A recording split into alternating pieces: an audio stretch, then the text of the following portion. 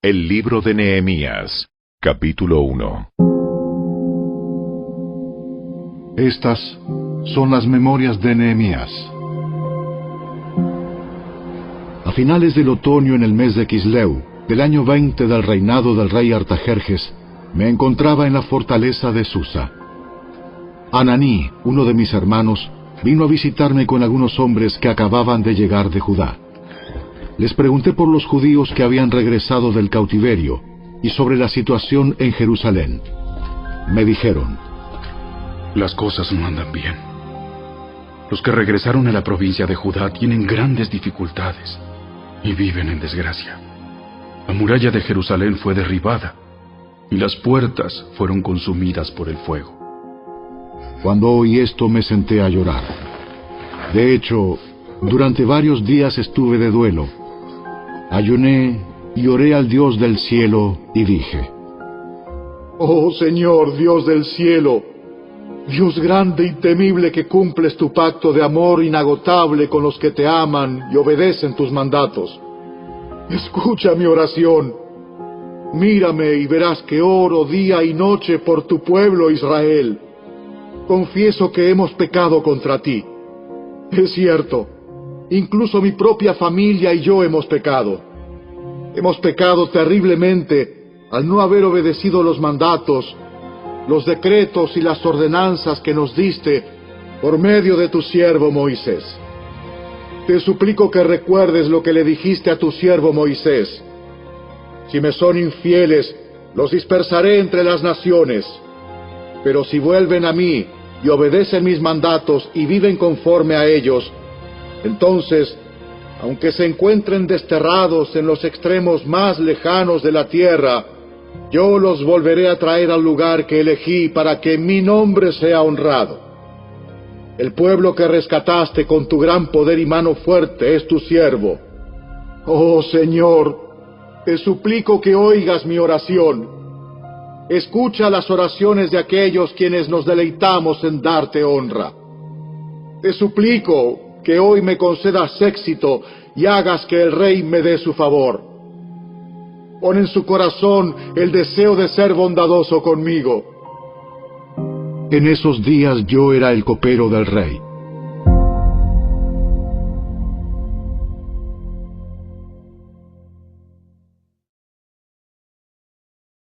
Capítulo 2.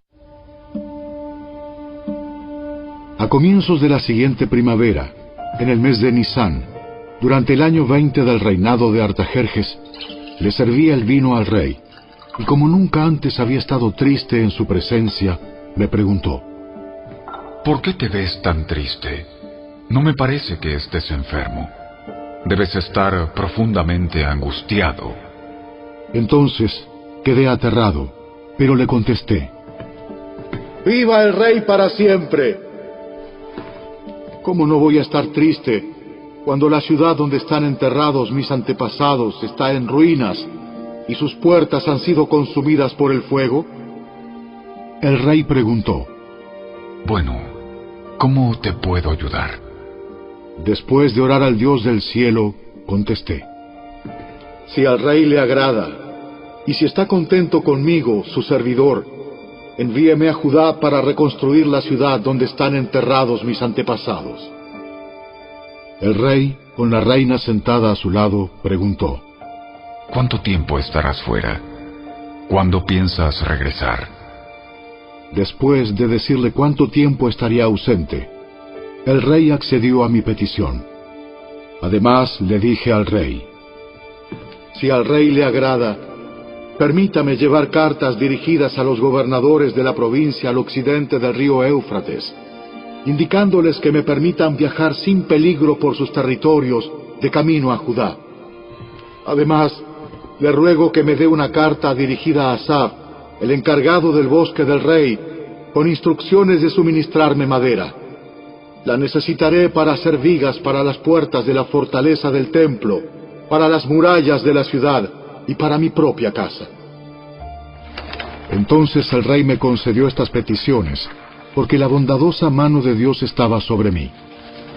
Cuando llegué ante los gobernadores de la provincia al occidente del río Éufrates, les entregué las cartas del rey. Debo agregar que el rey mandó oficiales del ejército y jinetes para protegerme. Ahora bien, cuando Sanbalat el horonita y Tobías el oficial amonita se enteraron de mi llegada, se molestaron mucho, porque alguien había venido para ayudar al pueblo de Israel. Entonces llegué a Jerusalén. 3 días después, me escabullí durante la noche, llevando conmigo a unos cuantos hombres.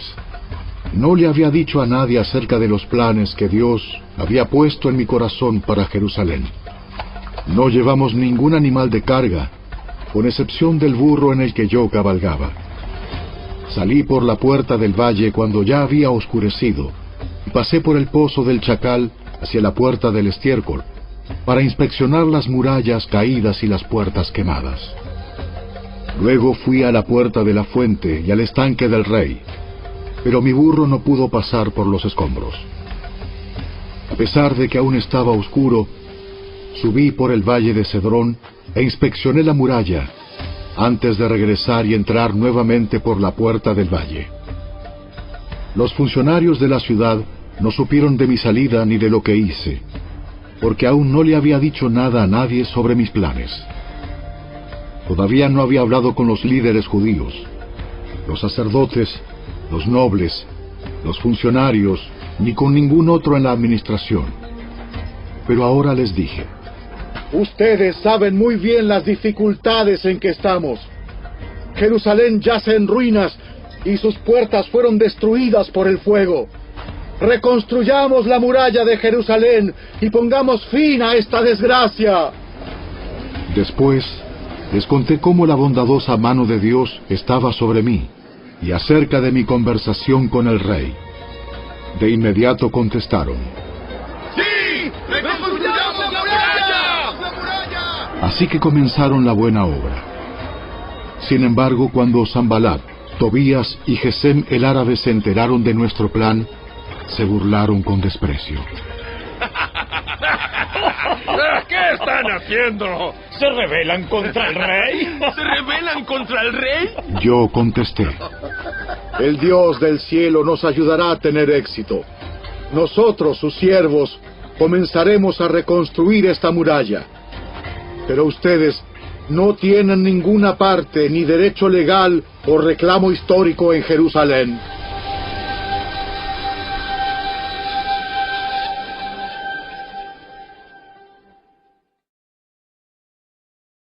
Capítulo 3. Entonces Eliasib, el sumo sacerdote, y los demás sacerdotes comenzaron a reconstruir la puerta de las ovejas. La dedicaron y colocaron las puertas. Levantaron la muralla hasta llegar a la torre de los 100, la cual también dedicaron, y hasta la torre de Ananeel. Trabajaron junto a ellos personas de la ciudad de Jericó, y más allá de ellos estaba Zacur, hijo de Imri. La puerta del pescado la construyeron los hijos de Sená. Colocaron las vigas, levantaron las puertas e instalaron sus cerrojos y barras. Meremot, hijo de Urías y nieto de Cos, reparó la siguiente sección de la muralla. A su lado estaban Mesulam, hijo de Berequías y nieto de Mesesabel, y luego Sadoc, hijo de Baana. Contiguo a ellos estaban los habitantes de Tecoa, aunque sus líderes se negaron a trabajar con los supervisores de la construcción. La puerta de la ciudad antigua la repararon Joiada, hijo de Paseah, y Mesulam, hijo de Besodías. Colocaron las vigas, levantaron las puertas, e instalaron sus cerrojos y barras. Junto a ellos estaban Melatías de Gabaón, Jadón de Meronot, gente de Gabaón y gente de Mispa, el cuartel general del gobernador de la provincia al occidente del río Éufrates. Contiguo a ellos estaba Uziel, hijo de Araía, orfebre de profesión, quien también trabajó en la muralla. Después estaba Ananías, fabricante de perfumes. Omitieron una sección de Jerusalén mientras edificaban el muro ancho. Junto a ellos, en la muralla, estaba Refaías, hijo de Ur, jefe de la mitad del distrito de Jerusalén. Luego Jedaías, hijo de Arumaf, reparó la muralla frente a su propia casa, y junto a él estaba Atús, hijo de Asabnías. Enseguida se encontraban Malquías, hijo de Harim, y Asub, hijo de Pahat Moab, quienes repararon otra sección de la muralla y la torre de los hornos. Salum, hijo de Aloes, y sus hijas repararon la siguiente sección. Él era jefe de la otra mitad del distrito de Jerusalén. La puerta del valle la repararon los habitantes de Zanoa, dirigidos por Anún. Levantaron las puertas e instalaron sus cerrojos y barras. También repararon 460 metros de la muralla hasta la puerta del estiércol. Malquías, hijo de Recab, el jefe del distrito de Bet-Akerem, reparó la puerta del estiércol. La reconstruyó, levantó las puertas e instaló sus cerrojos y barras. La puerta de la fuente la reparó Salum, hijo de Col-Ose, jefe del distrito de Mispa. Él la reedificó, la techó, levantó las puertas e instaló sus cerrojos y barras. Luego reparó la muralla del estanque de Siloé, cerca del jardín del rey, y reconstruyó la muralla hasta las escaleras que descienden de la ciudad de David. Junto a él estaba Nehemías, hijo de Azbuc, jefe de la mitad del distrito de Bet-Sur. Él reconstruyó la muralla desde un lugar frente a las tumbas de la familia de David, hasta el depósito de agua y la casa de los guerreros. Junto a él hizo reparaciones un grupo de levitas que trabajaba bajo la supervisión de Reum, hijo de Bani. Luego estaba Asabías, jefe de la mitad del distrito de Keila, quien supervisaba la construcción de la muralla en nombre de su propio distrito. Próximo a ellos estaban sus compatriotas dirigidos por Binui, hijo de Enadad, jefe de la otra mitad del distrito de Keila. Junto a ellos, Eser, hijo de Jesúa, jefe de Mispa, reparó otra sección de la muralla frente a la subida hacia el arsenal, cerca del ángulo de la muralla. Junto a él estaba Baruc, hijo de Sabai, quien reparó con entusiasmo una sección adicional, desde el ángulo hasta la puerta de la casa de Eliasib, el sumo sacerdote. Meremot, hijo de Urías y nieto de Cos, reconstruyó otra sección de la muralla que se extendía desde la puerta de la casa de Eliasib hasta el otro extremo. Los sacerdotes de la región vecina hicieron las subsiguientes reparaciones. Después de ellos, Benjamín y Asub repararon la sección frente a su casa, y Azarías, hijo de Maaseías y nieto de Ananías, reparó la sección frente a su casa. A continuación, Binui, hijo de Enadad, reconstruyó otra sección de la muralla desde la casa de Azarías hasta el ángulo y la esquina. Palal, hijo de Usai, continuó con la tarea desde el punto opuesto al ángulo y la torre que sobresale de la casa superior del rey, al lado del patio de la guardia. Próximo a él estaban Pedaías, hijo de Faros, junto con los sirvientes del templo que vivían en la colina de Ofel, quienes repararon la muralla hasta un punto frente a la puerta del agua hacia el oriente y la torre saliente. Luego seguían los habitantes de Tecoa, quienes repararon otra sección frente a la gran torre saliente hasta el muro de Ofel. Los sacerdotes repararon la muralla encima de la puerta de los caballos. Cada uno reparó la sección justo frente a su propia casa. A continuación, Sadoc, hijo de Imer, también reconstruyó la muralla frente a su propia casa, y más allá de él estaba Semaías, hijo de Secanías, guardián de la puerta oriental. Junto a ellos Ananías, hijo de Selemías, y Anún, el sexto hijo de Salaf, repararon otra sección, mientras Mesulam, hijo de Berequías, reconstruyó la muralla frente a donde vivía. Malquías, uno de los orfebres, reparó la muralla hasta las viviendas para los sirvientes del templo y los comerciantes, frente a la puerta de la inspección. Luego él siguió hasta la habitación de la planta alta de la esquina. Los otros orfebres y comerciantes repararon la muralla desde esa esquina hasta la puerta de las ovejas.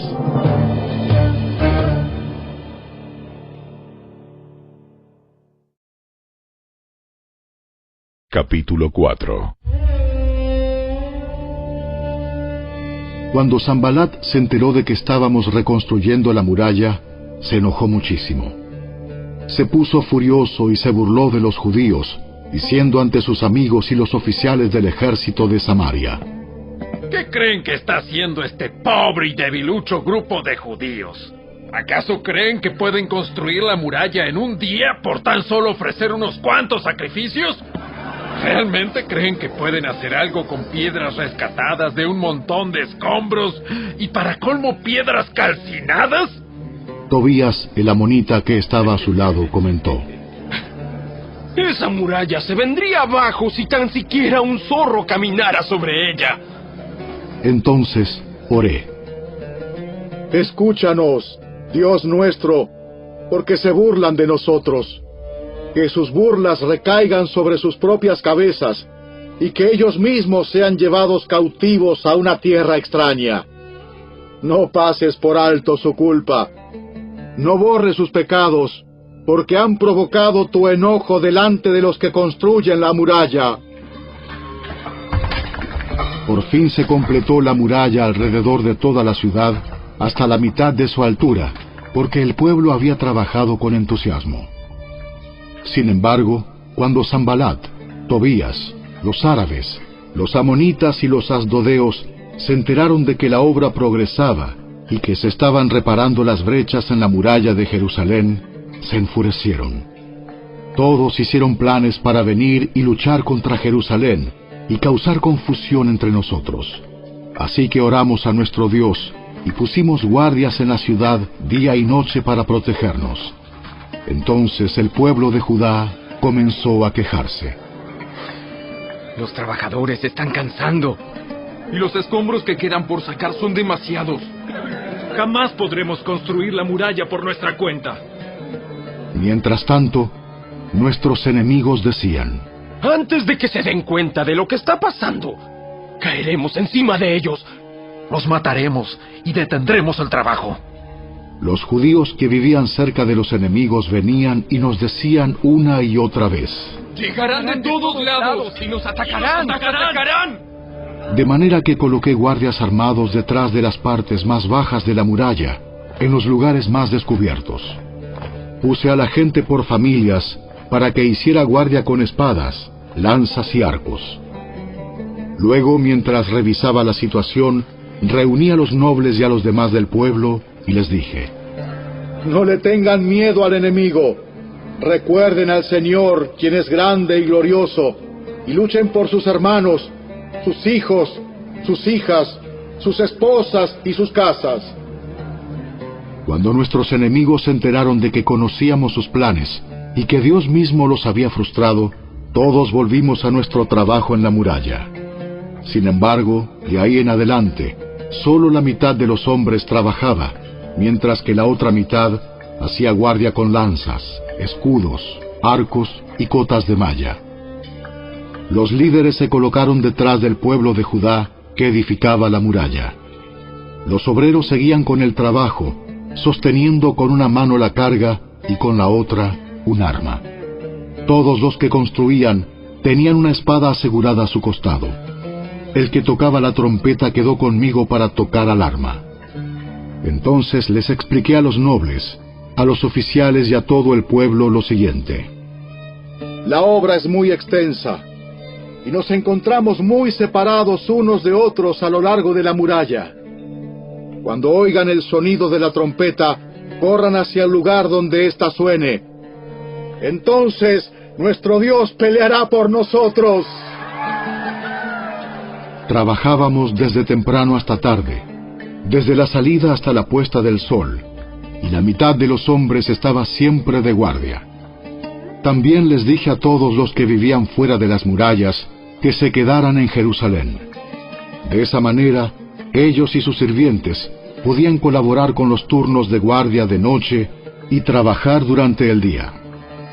Durante ese tiempo, ninguno de nosotros, ni yo, ni mis parientes, ni mis sirvientes, ni los guardias que estaban conmigo, nos quitamos la ropa. En todo momento portábamos nuestras armas, incluso cuando íbamos por agua.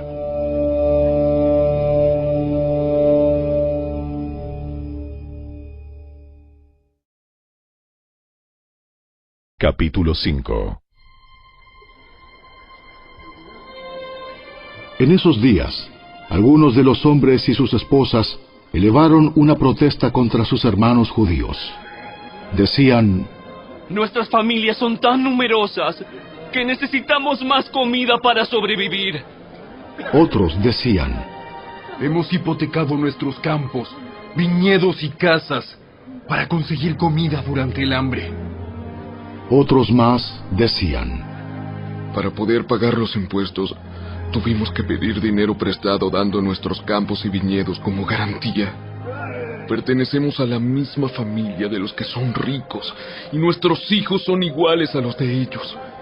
Sin embargo, tenemos que vender nuestros hijos como esclavos solo para conseguir lo necesario para vivir. Ya hemos vendido a algunas de nuestras hijas, y no hay nada que podamos hacer, porque nuestros campos y viñedos ya están hipotecados a otros. Cuando oí sus quejas, me enojé muchísimo. Después de pensarlo bien, denuncié a esos nobles y a los funcionarios y les dije: ustedes perjudican a sus propios parientes al cobrar intereses cuando les piden dinero prestado.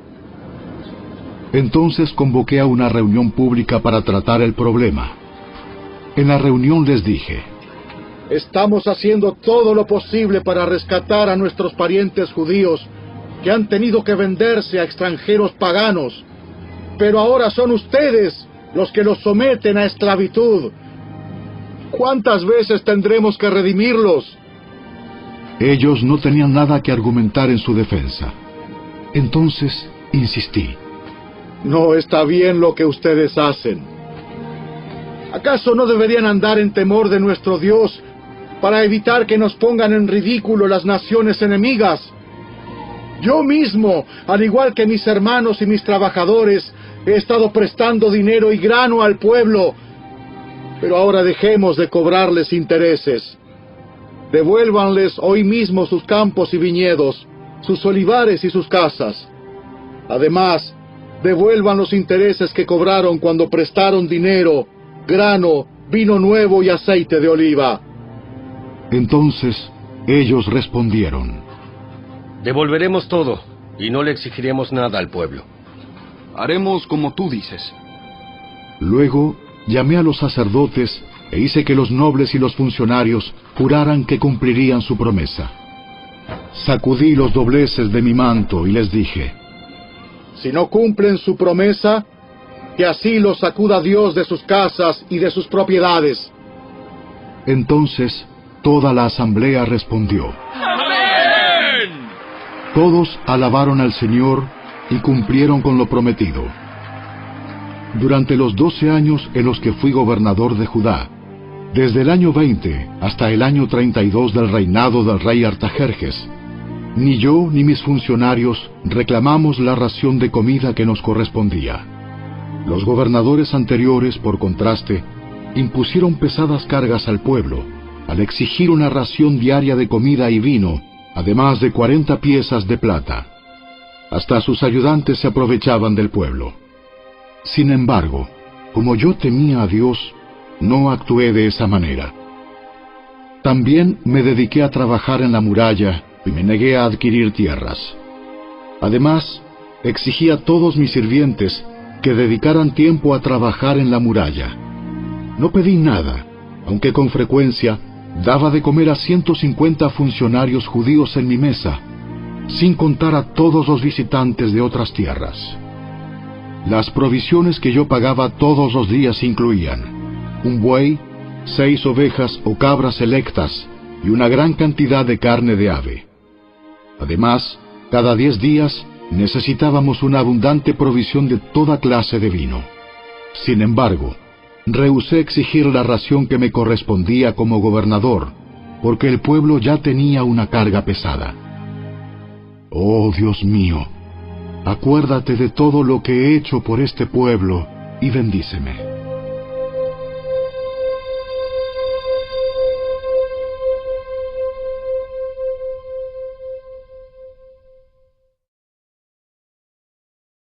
Capítulo 6.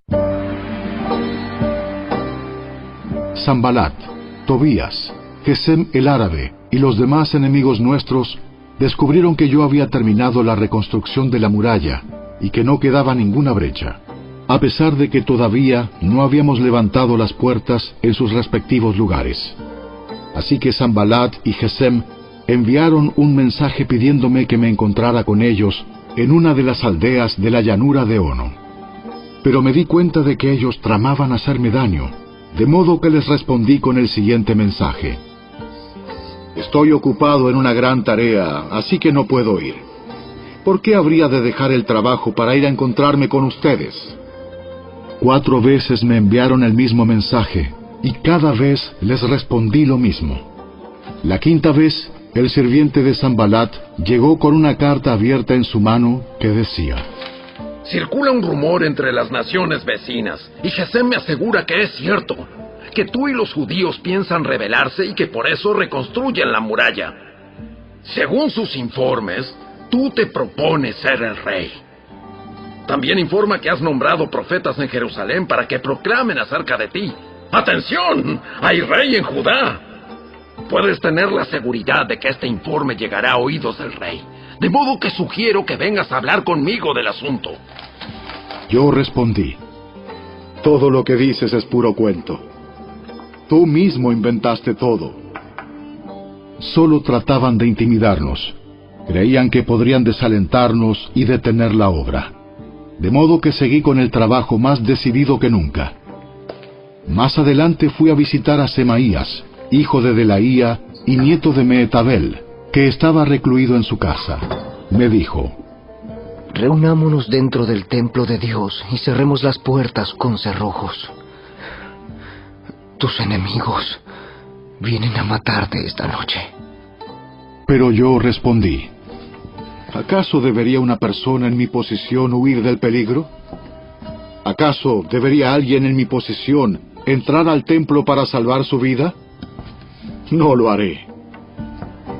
Me di cuenta de que Dios no le había hablado, sino que decía esa profecía contra mí, porque Tobías y Sanbalat lo habían contratado. Ellos esperaban intimidarme y hacerme pecar. De esa forma podrían acusarme y desacreditarme. Oh Dios mío, acuérdate de todas las cosas malvadas que Tobías y Sanbalat han hecho, y recuerda a la profetisa Noadías y a todos los profetas como ella que trataron de intimidarme. Así que el 2 de octubre, a los 52 días después de comenzar la obra, se terminó la muralla. Cuando se enteraron nuestros enemigos y las naciones vecinas, se sintieron aterrorizados y humillados. Se dieron cuenta de que esta obra se había realizado con la ayuda de nuestro Dios. Durante esos 52 días, circularon muchas cartas entre Tobías y los nobles de Judá, pues muchos en Judá le habían jurado lealtad, porque su suegro era Secanías, hijo de Ara, y Johanán su hijo estaba casado con la hija de Mesulam, hijo de Berequías. Constantemente ellos me hablaban de las buenas acciones de Tobías, y luego le contaban todo lo que yo decía. Por su parte, Tobías no dejaba de enviarme cartas amenazadoras a fin de intimidarme.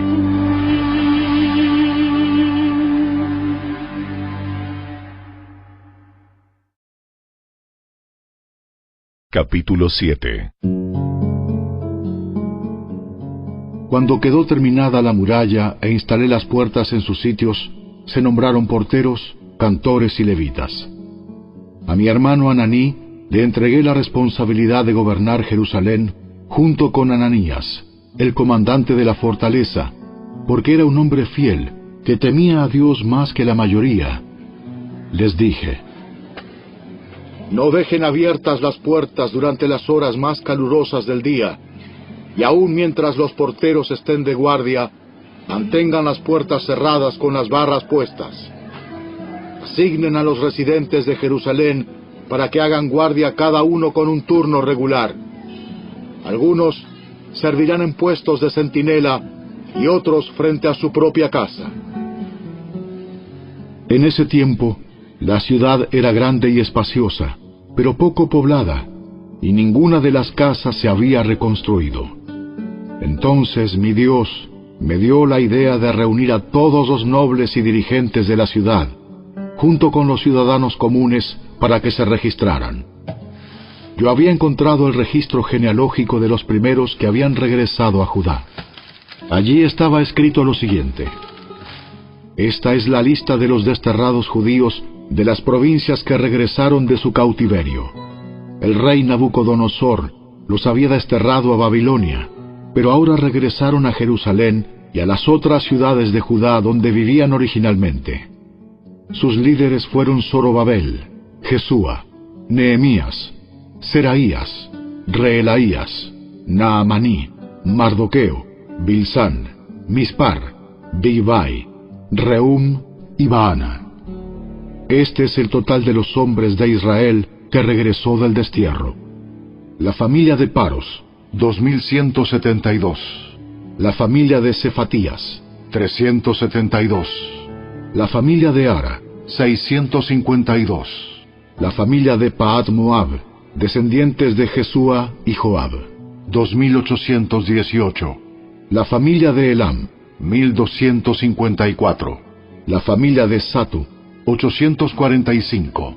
La familia de Sakai, 760. La familia de Bani, 648. La familia de Bebai, 628. La familia de Asgad, 2322. La familia de Adonicam, 667. La familia de Bigvai, 2067. La familia de Adín, 655. La familia de Ater, descendientes de Ezequías, 98. La familia de Asum, 328. La familia de Besai, 324. La familia de Jora, 112. La familia de Gibar, 95. La gente de Belén y Netofa, 188. La gente de Anatot, 128. La gente de Bet Asmavet, 42. La gente de Kiriat Jearim, Cafira y Beerot, 743. La gente de Ramá y Jeba, 621. La gente de Micmas, 122. La gente de Betel y Hai, 123. La gente de Nebo Occidental, 52. Los ciudadanos de Elam Occidental, 1254. Los ciudadanos de Arim, 320. Los ciudadanos de Jericó, 345. Los ciudadanos de Lod, Hadid y Ono, 721. Los ciudadanos de Senaa, 3930. Estos son los sacerdotes que regresaron del destierro. La familia de Jedaías, por la línea genealógica de Jesúa, 973. La familia de Imer, 1052. La familia de Pasur, 1247. La familia de Arim, 1017. Estos son los levitas que regresaron del destierro. La familia de Jesúa y la de Cadmiel, descendientes de Odavías, 74. Los cantores de la familia de Asaf, 148. Los porteros de las familias de Salum, Ater, Talmón, Acub, Atita y Sobai, 138. Regresaron del destierro los descendientes de estos sirvientes del templo: Sia, Asufa, Tabaot, Keros, Siahá, Padón, Lebana, Agaba, Salmai, Anán, Gidel, Gaar, Reaía, Resín, Necoda, Gasam, Usa, Paseah, Besai, Meunim, Nefusim, Bagbuk, Akufa, Arjur, Baslut, Meida, Arsa, Barcos, Sísara, Tema, Nesía y Atifa. Regresaron del destierro los descendientes de estos sirvientes del rey Salomón: Sotai, Asoferet, Peruda, Jaala, Darcón, Gidel, Cefatías, Atil, Pokeret Asebaim y Ami. En total, los sirvientes del templo y los descendientes de los sirvientes de Salomón fueron 392 personas. Otro grupo regresó en esos días de las ciudades de Tel Mela, Tel Arsa, Kerub, Adán e Imer. Sin embargo, ni ellos ni sus familias pudieron demostrar que eran descendientes de Israel. Ese grupo incluía las familias de Delaía, Tobías y Necoda, un total de 642 personas. También regresaron 3 familias de sacerdotes: Abaía, Cos y Barzilai. Este Barzilai se había casado con una mujer que era descendiente de Barzilai de Galaad, y había tomado el nombre de la familia de ella. Buscaron sus nombres en los registros genealógicos, pero no los encontraron, así que no calificaron para servir como sacerdotes. El gobernador les dijo que no comieran de la porción de los sacrificios que correspondía a los sacerdotes, hasta que un sacerdote pudiera consultar al Señor sobre ese asunto por medio del Urim y el Tumim, o sea, el sorteo sagrado. Así que un total de 42.360 personas regresaron a Judá, además de 7.337 sirvientes y 245 cantores, tanto hombres como mujeres. Llevaron consigo 736 caballos, 245 mulas, 435 camellos y 6.720 burros. Algunos de los jefes de familia dieron ofrendas para la obra. El gobernador entregó a la tesorería 1,000 monedas de oro, 50 tazones de oro y 530 túnicas para los sacerdotes. Los otros jefes dieron al tesoro 20,000 monedas de oro y unos 1,300 kilos de plata para la obra. El resto del pueblo entregó 20,000 monedas de oro, alrededor de 1,200 kilos de plata y 67 túnicas para los sacerdotes. Entonces, los sacerdotes, los levitas, los porteros, los cantores, los sirvientes del templo y algunos miembros del pueblo se establecieron cerca de Jerusalén. El resto de la gente regresó a sus respectivas ciudades por todo el territorio de Israel. En octubre, cuando los israelitas ya se habían establecido en sus ciudades.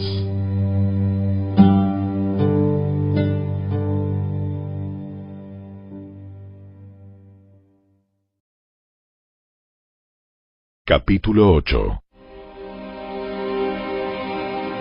Todo el pueblo se reunió con un mismo propósito en la plaza, justo detrás de la puerta del agua. Le pidieron al escriba Esdras que sacara el libro de la ley de Moisés, la cual el Señor había dado a Israel para que la obedeciera. Así que el 8 de octubre, el sacerdote Esdras llevó el libro de la ley ante la asamblea, que incluía a los hombres y a las mujeres y a todos los niños con edad suficiente para entender. Se puso frente a la plaza, justo dentro de la entrada de la puerta del agua, desde temprano por la mañana hasta el mediodía, y leyó en voz alta a todos los que podían entender. Todo el pueblo escuchó atentamente la lectura del libro de la ley. El escriba Esdras estaba de pie sobre una plataforma de madera que se había construido para la ocasión. A su derecha se encontraban Matatías, Sema, Anías, Urías, Hilcías y Maaseías. A su izquierda estaban Pedaías, Misael, Malquías, Asum, Asbadana, Zacarías y Mesulam. Esdras estaba de pie en la plataforma a plena vista de todo el pueblo. Cuando vieron que abría el libro, se pusieron todos de pie. Entonces Esdras alabó al Señor, el gran Dios, y todo el pueblo con las manos levantadas exclamó: ¡Amén! ¡Amén! Luego se inclinaron y con el rostro en tierra adoraron al Señor. Entonces los levitas Jesúa, Bani, Serebías, Jamín, Acub, Sabetai, Odías, Maaseías, Kelita, Azarías, Josabed, Anán y Pelaías instruyeron al pueblo en la ley mientras todos permanecían en sus lugares. Leían del libro de la ley de Dios y explicaban con claridad el significado de lo que se leía. Así ayudaban al pueblo a comprender cada pasaje. Luego Nehemías, el gobernador, Esdras, el sacerdote y escriba, y los levitas que interpretaban para el pueblo dijeron: No se lamenten ni lloren en un día como este, pues hoy es un día sagrado delante del Señor su Dios. pues todo el pueblo había estado llorando mientras escuchaba las palabras de la ley. Nehemías continuó diciendo: Vayan y festejen con un banquete de deliciosos alimentos y bebidas dulces, y regalen porciones de comida a los que no tienen nada preparado. Este es un día sagrado delante de nuestro Señor. No se desalienten ni entristezcan, porque el gozo del Señor es su fuerza. También los levitas clamaban al pueblo y decían: ¡Cállense! ¡No lloren! Pues este es un día sagrado. ¡Un día sagrado! Así que el pueblo se fue a comer y a beber en una gran fiesta, a compartir porciones de la comida y a celebrar con gran alegría, porque habían oído y entendido las palabras de Dios. El 9 de octubre, los jefes de familia de todo el pueblo, junto con los sacerdotes y los levitas, se reunieron con el escriba Esdras para repasar la ley más detalladamente. Mientras estudiaban la ley, descubrieron que el Señor había ordenado, por medio de Moisés, que los israelitas debían vivir en enramadas durante el festival a celebrarse durante ese mes.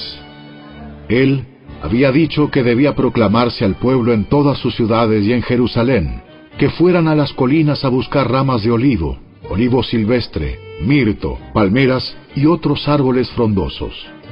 Con esas ramas debían construirse enramadas para que habitaran en ellas durante el festival, como está establecido en la ley. Así que el pueblo salió y cortó ramas, y las usó para levantar enramadas en las azoteas de sus casas, en sus patios, en los atrios del templo de Dios, o en las plazas justo detrás de la puerta del agua y de la puerta de Efraín. Entonces todos los que habían regresado del cautiverio vivieron en las enramadas durante el festival, y todos ellos se llenaron de alegría. Los israelitas no habían celebrado de esa forma desde los días de Josué, hijo de Nun. Esdras leyó del libro de la ley de Dios en cada uno de los 7 días del festival. Luego, al 8º día, realizaron una asamblea solemne, tal como lo exigía la ley. Capítulo 9. El 31 de octubre el pueblo volvió a reunirse en asamblea. Esta vez ayunaron, se vistieron de tela áspera y se echaron polvo sobre la cabeza. Los de ascendencia israelita se separaron de todos los extranjeros para confesar sus propios pecados y los pecados de sus antepasados. Permanecieron de pie en el mismo lugar durante 3 horas, mientras se les leía en voz alta el libro de la ley del Señor su Dios.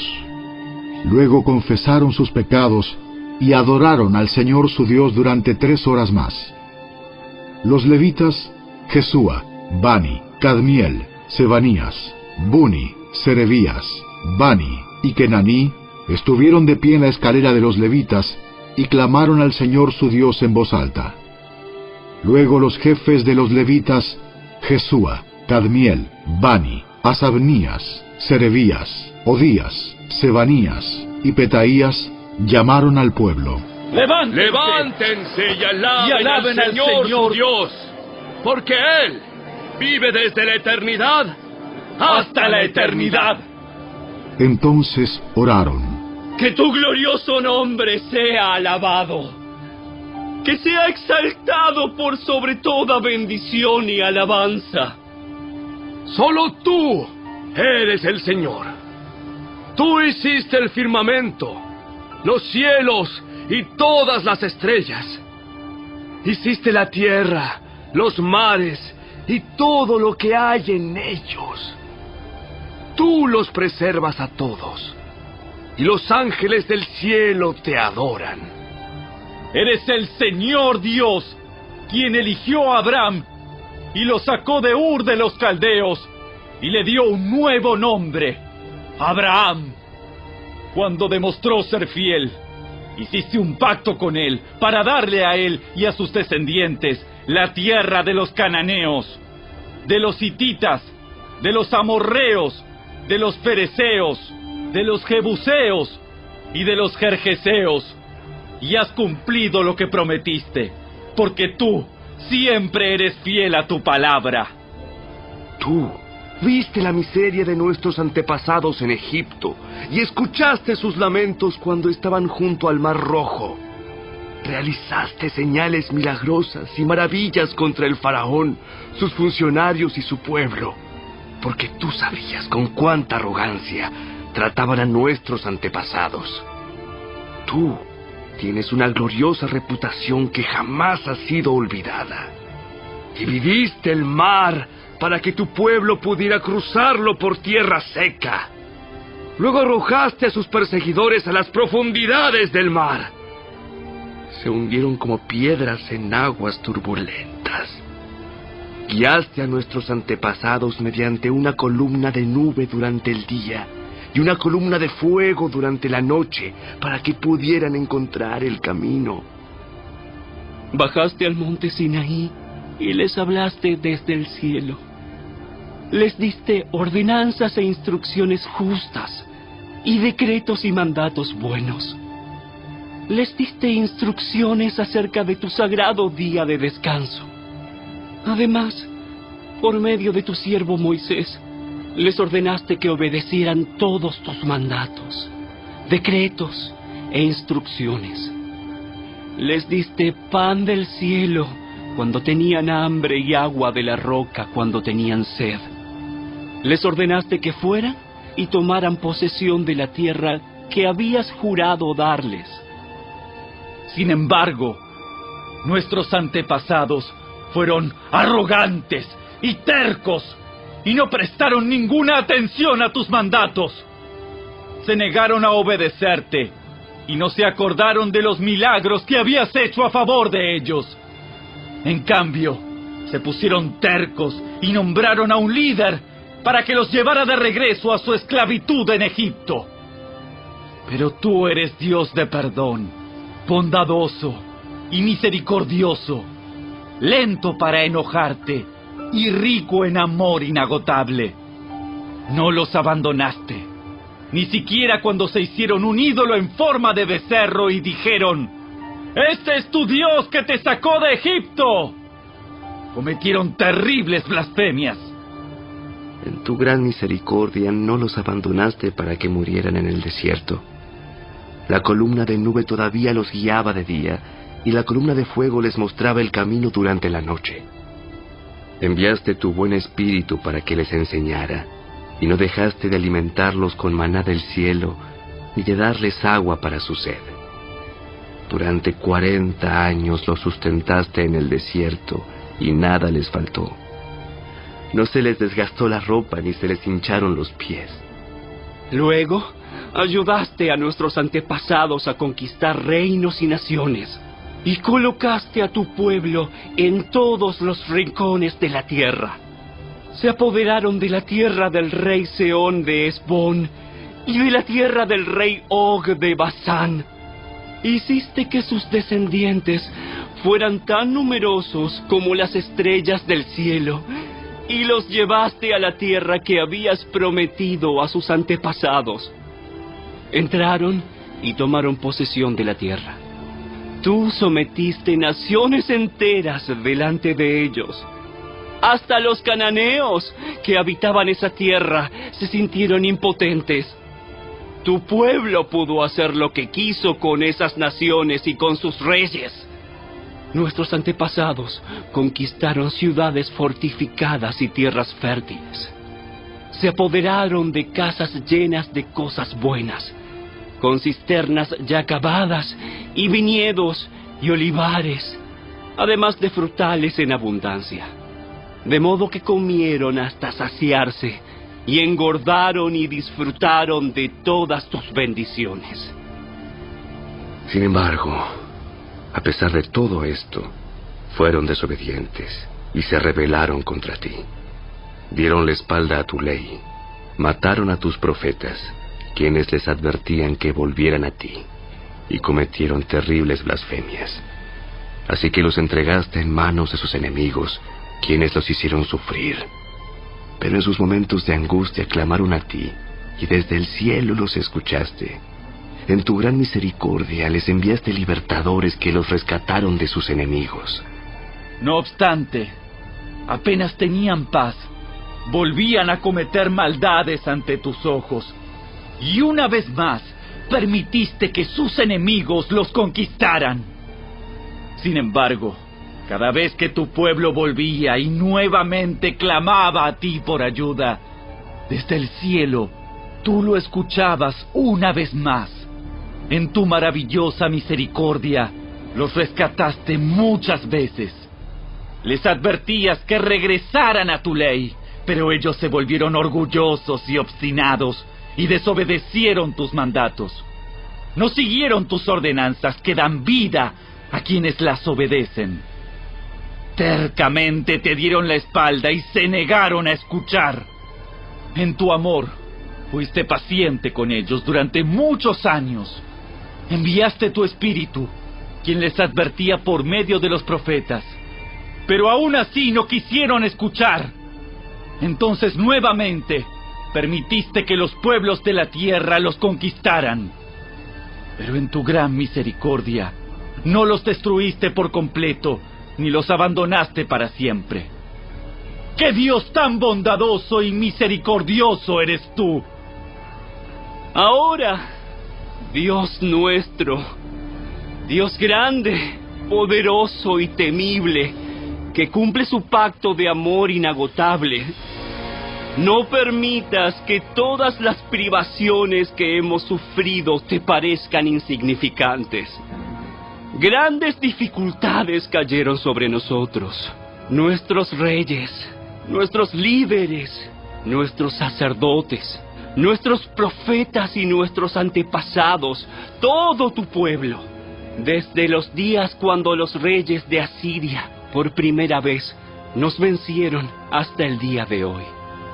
Cada vez que nos castigaste, actuaste con justicia. Hemos pecado grandemente y nos diste solo lo que merecíamos. Nuestros reyes, líderes, sacerdotes y antepasados no obedecieron tu ley ni prestaron atención a las advertencias de tus mandatos y leyes.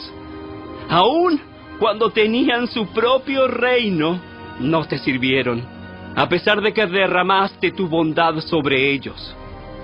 Les diste un territorio grande y fértil, pero ellos se negaron a abandonar su perversidad.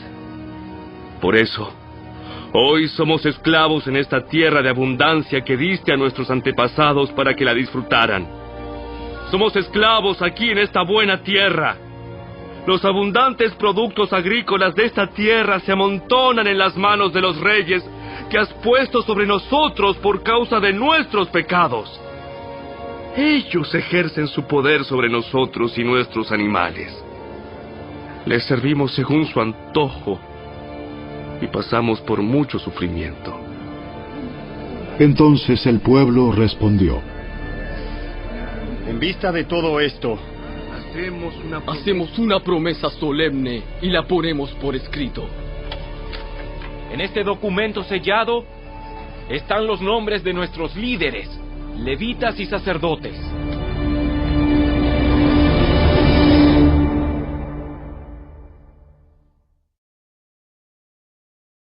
Capítulo 10. La siguiente es una lista de las personas que ratificaron el documento sellado. El gobernador, Nehemías, hijo de Acalías, y también Sedequías. Los siguientes sacerdotes: Seraías, Azarías, Jeremías, Pasur, Amarías, Malquías, Atus, Sebanías, Maluc, Arim, Meremot, Obadías, Daniel, Ginetón, Baruc, Mesulam, Abías, Mijamín, Maasías, Bilgaí y Semaías. Estos eran los sacerdotes. Los siguientes levitas: Jesúa, hijo de Asanías, Binui, de la familia de Enadad, Cadmiel y los demás levitas: Sebanías, Odías, Kelita, Pelaías, Anán, Micaía, Rehob, Asabías, Zacur, Serebías, Sebanías, Odías, Bani y Beninu. los siguientes jefes del pueblo: Paros, Paat Moab, Elam, Satu, Bani, Buni, Asgad, Debai, Adonías, Bigvai, Adin, Ater, Ezequías, Asur, Odías, Asum, Besai, Arif, Anatot, Nebai, Magpías, Mesulam, Esir, Mesesabel, Sadoc, Jadúa, Pelatías, Anán, Anaías, Oseas, Ananías, Asub, Aloes, Pila, Sobek, Reum, Asabna, Maaseías, Ahías, Hanán, Anan, Maluc, Arim y Baana. Luego el resto del pueblo, los sacerdotes, los levitas, los porteros, los cantores, los sirvientes del templo y todos los que se habían separado de la gente pagana de esa tierra para obedecer la ley de Dios, junto con sus mujeres, hijos, hijas y todos los que tenían edad suficiente para entender, se unió a sus jefes y se comprometió mediante juramento. Juraron que caería una maldición sobre ellos mismos si dejaban de obedecer la ley de Dios dada por medio de su siervo Moisés. Prometieron solemnemente seguir al pie de la letra todos los mandatos, las ordenanzas y los decretos del Señor, nuestro Señor. Nos comprometemos a no permitir que nuestras hijas se casen con los habitantes paganos de la tierra, ni a permitir que nuestros hijos se casen con sus hijas. También prometemos no comprar mercadería ni grano que la gente de esta tierra traiga para vender en el día de descanso o en cualquier otro día sagrado. Cada 7º año dejaremos que nuestras tierras descansen y perdonaremos toda deuda. Además, nos comprometemos a obedecer el mandato de pagar el impuesto anual del templo de 4 granos de plata para los gastos del templo de nuestro Dios. Este monto servirá para el pan de la presencia, las ofrendas regulares de grano y las ofrendas quemadas, las ofrendas de los días de descanso, las celebraciones de luna nueva y los festivales anuales, las ofrendas sagradas y las ofrendas para hacer expiación por el pecado de Israel. Servirá para proporcionar todo lo necesario para el trabajo del templo de nuestro Dios. Hicimos sorteos sagrados para determinar cuándo, en tiempos regulares cada año, las familias de los sacerdotes, los levitas y la gente común deberán llevar leña al templo de Dios para ser quemada en el altar del Señor nuestro Dios, como está escrito en la ley. Nos comprometemos a llevar cada año al templo del Señor la primera parte de toda cosecha, sea producto de la tierra o de nuestros árboles frutales. Aceptamos entregar a Dios nuestros primeros hijos varones y las primeras crías de todo nuestro ganado y de nuestros rebaños, como lo establece la ley. Los presentaremos a los sacerdotes que ejercen el ministerio en el templo de nuestro Dios. Almacenaremos los productos agrícolas en los depósitos del templo de nuestro Dios. Llevaremos lo mejor de nuestra harina y otras ofrendas de grano, lo mejor de nuestra fruta, lo mejor de nuestro vino nuevo y de nuestro aceite de oliva. Además, prometemos llevar a los levitas 1/10 parte de todo lo que nuestra tierra produzca, porque son los levitas quienes recogen los diezmos en todas nuestras poblaciones rurales. Un sacerdote, descendiente de Aarón, estará con los levitas cuando reciban esos diezmos. 1/10 parte de todos los diezmos que se reúnan será entregada por los levitas al templo de nuestro Dios para ser colocada en los depósitos. El pueblo y los levitas tienen que trasladar estas ofrendas de grano, de vino nuevo y de aceite de oliva a los depósitos y colocarlas en recipientes sagrados cerca de los sacerdotes de turno, los porteros y los cantores. Todos nos comprometemos a no descuidar el templo de nuestro Dios.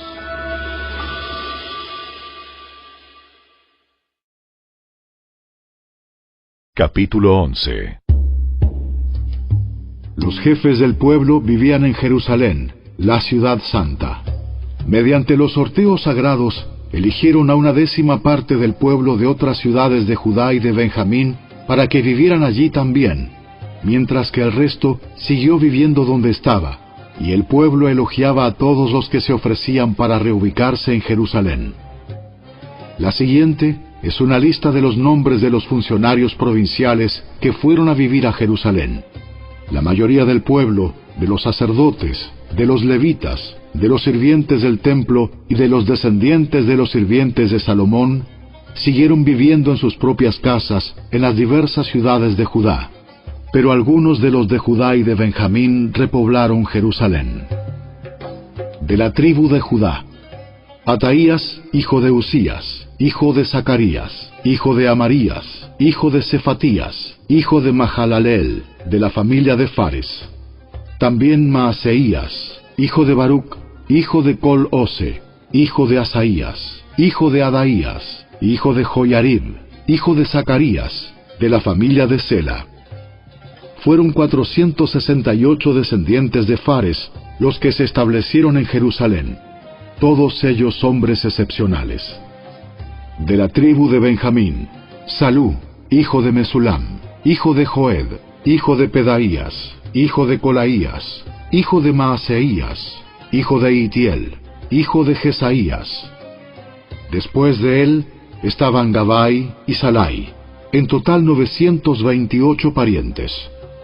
El funcionario principal de ellos era Joel, hijo de Sicri, y su asistente era Judá, hijo de Senúa, el segundo en autoridad de la ciudad. De los sacerdotes: Jedaías, hijo de Joyarib, Jaquín, y Seraías, hijo de Hilcías, hijo de Mesulam, hijo de Sadoc, hijo de Merayot, hijo de Aitob, que era el supervisor del templo de Dios. También 822 de sus colaboradores, quienes trabajaban en el templo. También Adaías, hijo de Jeroam, hijo de Pelalías, hijo de Amsi, hijo de Zacarías, hijo de Pasur, hijo de Malquías, junto con 242 de sus colaboradores, quienes eran jefes de sus familias.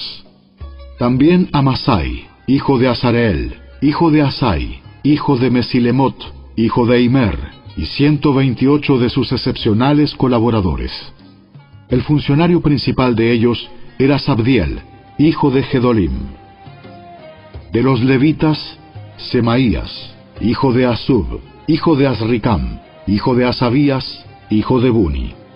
También Sebatai y Josabad, quienes estaban a cargo del trabajo fuera del templo de Dios. También Matanías, hijo de Micaía, hijo de Sabdi, descendiente de Asaf, quien dirigía las acciones de gracias y la oración. También Bacbuquías, ayudante de Matanías, y Abda, hijo de Samúa, hijo de Galal, hijo de Jedutún. En total había 284 levitas en la ciudad santa. De los porteros: Acub, Talmón y 172 colaboradores que vigilaban las puertas. Los demás sacerdotes, levitas e israelitas vivían en las otras ciudades de Judá, donde quiera que se encontrara su herencia familiar.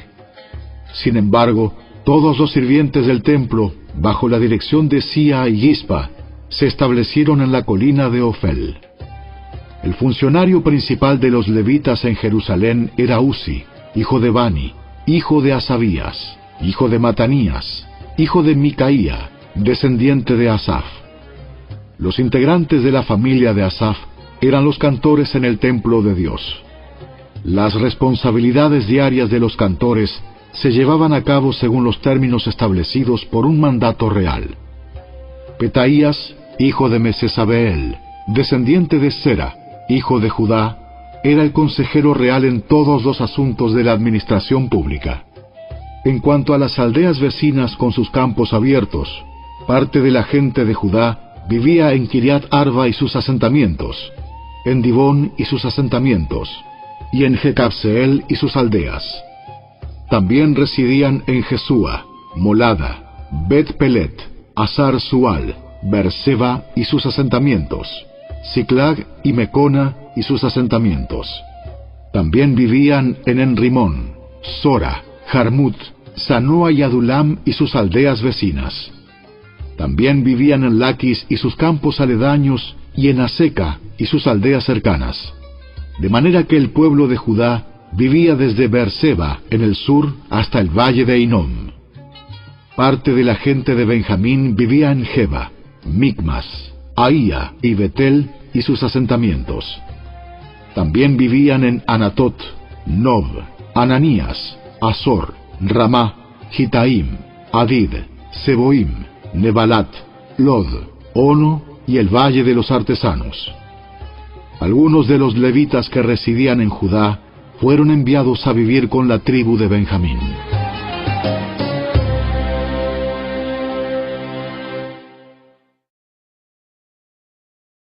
Capítulo 12.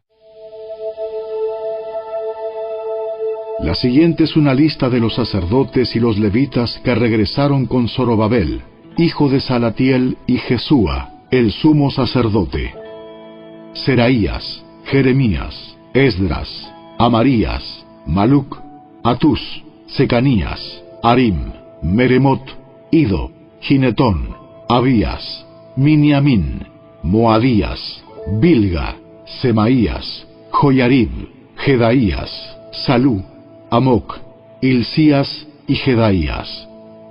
Estos eran los jefes de los sacerdotes y sus colaboradores en los días de Jesúa. Los levitas que regresaron con ellos eran Jesúa, Binui, Cadmiel, Serebías, Judá y Matanías, quien junto con sus colaboradores estaba a cargo de las canciones de acción de gracias. Sus colaboradores, Bacbuquías y Uni, se ubicaban frente a ellos durante el servicio. Jesúa, el sumo sacerdote, fue padre de Joyasim. Joyasim fue padre de Eliasib. Eliasib fue padre de Joyada. Joyada fue padre de Joanán. Joanán fue padre de Jadúa. Ahora bien, cuando Joyasim era sumo sacerdote, los jefes de familia de los sacerdotes eran los siguientes: Meraías era jefe de la familia de Seraías. Ananías era jefe de la familia de Jeremías. Mesulam era jefe de la familia de Esdras. Joanán era jefe de la familia de Amarías. Natán era jefe de la familia de Maluc. José era jefe de la familia de Secanías. Adna era jefe de la familia de Arim. Elcai era jefe de la familia de Meremot. Zacarías era jefe de la familia de Ido. Mesulam era jefe de la familia de Ginetón. Sicri era jefe de la familia de Abías. También había un jefe de la familia de Miniamín. Piltai era jefe de la familia de Moadías. Samúa era jefe de la familia de Bilga. Jonatán era jefe de la familia de Semaías. Matenai era jefe de la familia de Joyarib. Uzi era jefe de la familia de Jedaías. Calai era jefe de la familia de Salú. Eber era jefe de la familia de Amoc. Asabías era jefe de la familia de Hilcías. Natanael era jefe de la familia de Jedaías. Durante los años cuando Eliasib, Joiada, Joanán y Jadúa servían como sumos sacerdotes, se mantuvo un registro de las familias de los levitas. Durante el reinado de Darío el persa, se mantuvo otro registro de los sacerdotes.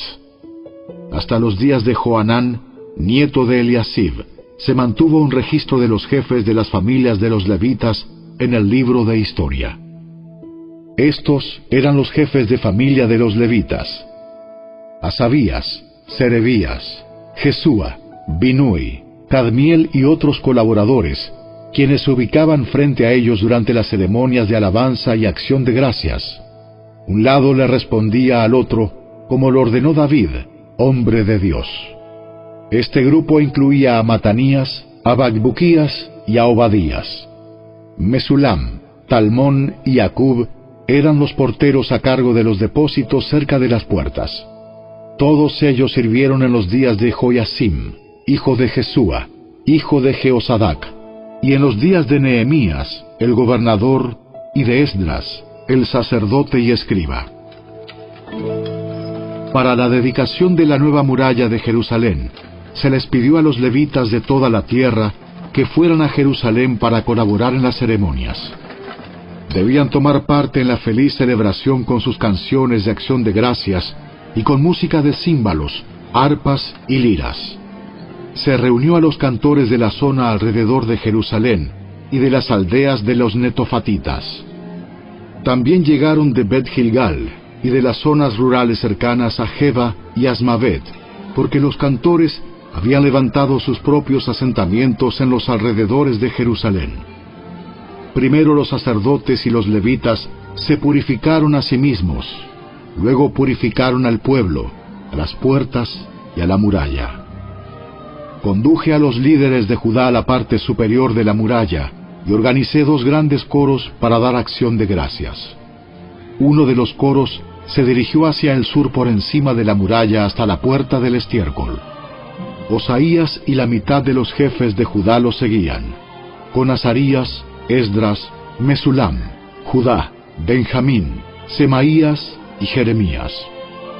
Luego iban algunos sacerdotes que tocaban trompetas, junto con Zacarías, hijo de Jonatán, hijo de Semaías, hijo de Matanías, hijo de Micaías, hijo de Zacur, descendiente de Asaf. Los compañeros de Zacarías eran Semaías, Azareel, Milalai, Gilalai, Maai, Natanael, Judá y Ananí. Tocaban los instrumentos musicales indicados por David, hombre de Dios. Esdras, el escriba, lideraba esta procesión. En la puerta de la fuente subieron los escalones de la subida de la muralla de la ciudad en dirección hacia la ciudad de David. Pasaron frente a la casa de David y luego siguieron al oriente hacia la puerta del agua. El segundo coro, que daba acción de gracias, se dirigió hacia el norte, dando la vuelta por el otro lado para encontrarse con el primer coro. Yo lo seguía sobre la muralla, junto con la otra mitad del pueblo, y pasamos por la torre de los hornos hacia el muro ancho, y luego sobre la puerta de Efraín, hacia la puerta de la ciudad antigua. Pasamos la puerta del pescado y la torre de Ananeel, hasta la torre de los 100. Luego seguimos hacia la puerta de las ovejas, y nos detuvimos a la altura de la puerta de la guardia. Luego los 2 coros que daban acción de gracias siguieron hacia el templo de Dios y allí tomaron sus lugares. Lo mismo hice yo, junto con el grupo de jefes que estaba conmigo. Íbamos con los sacerdotes que tocaban las trompetas: Eliasim, Maaseías, Miniamín, Micaías, Elioenai, Zacarías y Ananías, y con los cantores: Maaseías, Semaías, Eleazar, Uzi, Joanán, Malquías, Elam y Eser. Tocaban y cantaban a toda voz bajo la dirección de Israías, el director del coro. Se ofrecieron muchos sacrificios durante aquel día de gozo, porque Dios había dado al pueblo razón de alegrarse. También las mujeres y los niños participaron en la celebración, y la alegría del pueblo de Jerusalén podía oírse a gran distancia. Ese día se designaron hombres para que se encargaran de los depósitos para las ofrendas, la primera parte de la cosecha y los diezmos. Eran responsables de recolectar de los campos fuera de las ciudades las porciones especificadas por la ley para los sacerdotes y los levitas, pues todo el pueblo de Judá se complacía en los sacerdotes y los levitas y en el trabajo que prestaban. Ellos, junto con los cantores y los porteros, llevaban a cabo el servicio para su Dios y el servicio de purificación, como lo habían ordenado David y su hijo Salomón. La costumbre de tener directores para dirigir los coros al entonar himnos de alabanza y de acción de gracias a Dios comenzó mucho tiempo antes, en los días de David y Asaf. De modo que ahora, en los días de Zorobabel y de Nehemías, todo Israel llevaba una provisión diaria de comida para los cantores, los porteros y los levitas. Los levitas, a su vez, daban a los sacerdotes, los descendientes de Aarón, parte de lo que ellos recibían.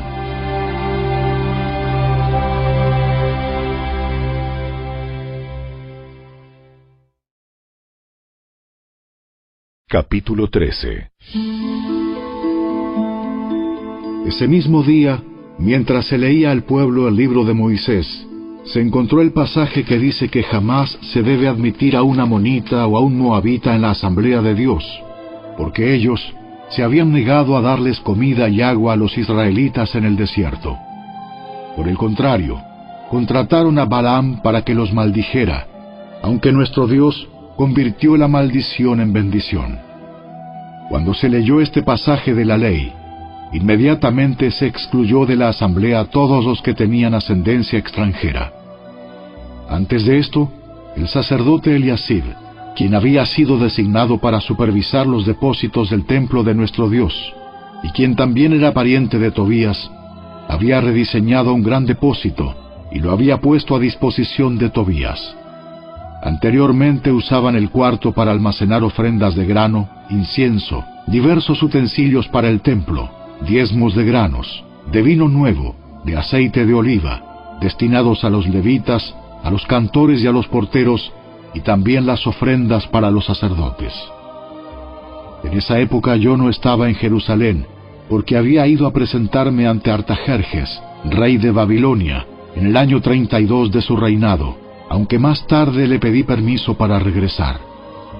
Cuando regresé a Jerusalén, me enteré del acto perverso de Eliasib de proporcionarle a Tobías una habitación en los atrios del templo de Dios. Me disgusté mucho y saqué del cuarto todas las pertenencias de Tobías. Luego exigí que purificaran las habitaciones y volví a colocar los utensilios para el templo de Dios, las ofrendas de grano y el incienso.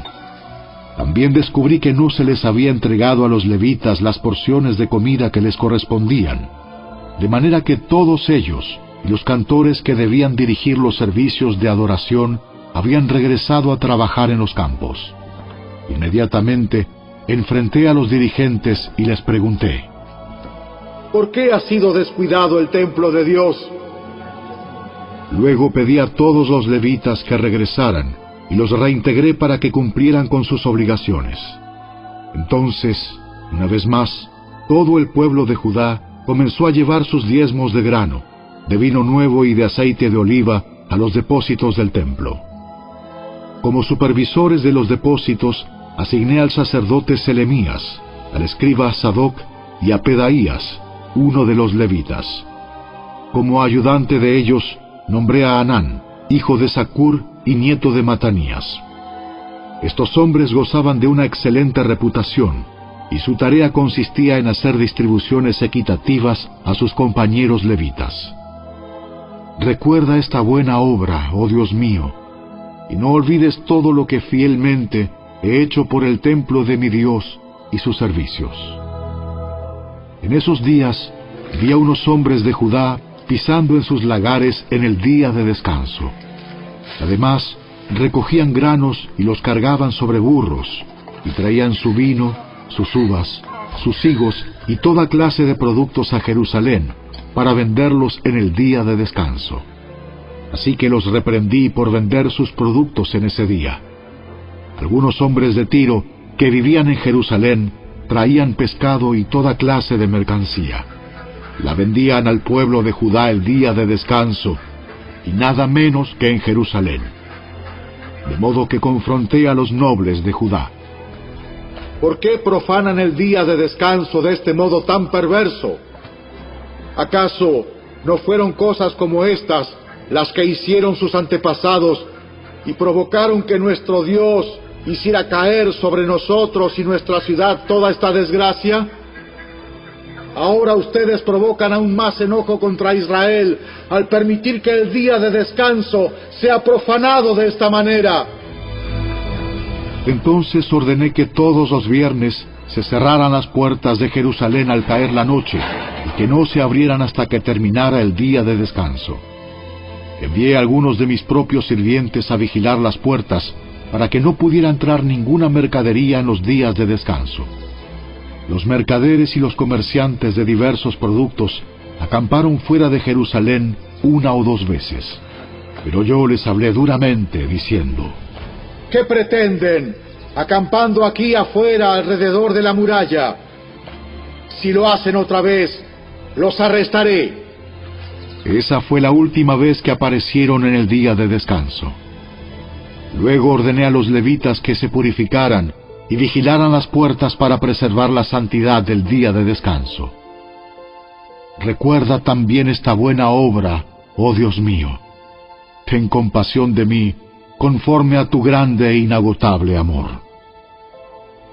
Por el mismo tiempo, me di cuenta de que algunos de los hombres de Judá se habían casado con mujeres de Asdod, Amón y Moab.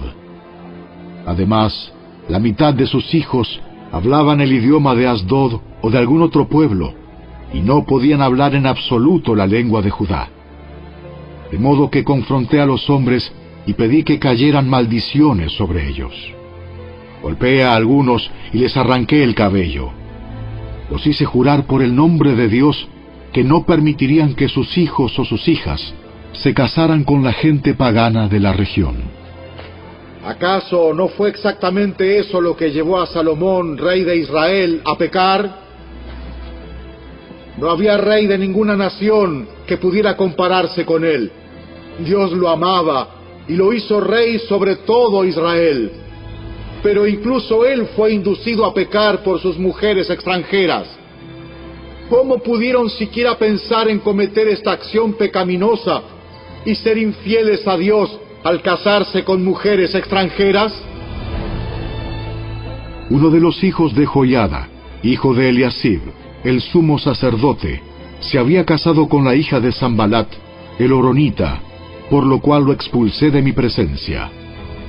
Recuérdalos, oh Dios mío, porque han profanado el sacerdocio y los votos solemnes de los sacerdotes y los levitas. Así que expulsé todo lo que fuera extranjero y asigné tareas a los sacerdotes y a los levitas, asegurándome de que cada uno supiera lo que tenía que hacer. También me aseguré de que llegara el suministro de leña para el altar y las primeras porciones de la cosecha en los tiempos establecidos. Recuerda esto a mi favor, oh Dios mío.